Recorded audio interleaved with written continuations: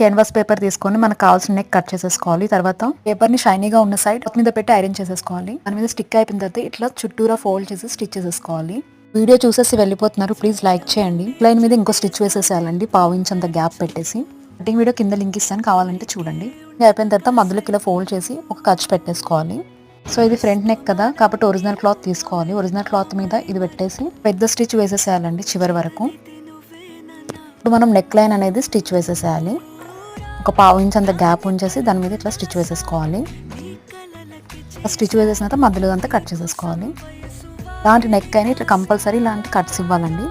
మనం పెద్ద స్టిచ్ వేసాం కదా, తీసేసి ఈ క్యాన్వాస్ పేపర్ పెట్టిన క్లాత్ ఉంది కదా, దాన్ని ఇట్లా ఒక్కసారి ఫోల్డ్ చేసి స్టిచ్ వేయాలండి. ఈ విధంగా వేస్తే మనకి నెక్ అనేది మంచిగా తిరుగుతుంది.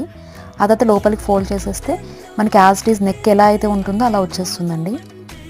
లోపల దాన్ని మనం హెమ్మింగ్ అయినా చేసుకోవచ్చు, లేదంటే ఇంకో స్టిచ్ వర్క్ కూడా వేసేసుకోవచ్చు. ప్లీజ్ లైక్ చేయండి.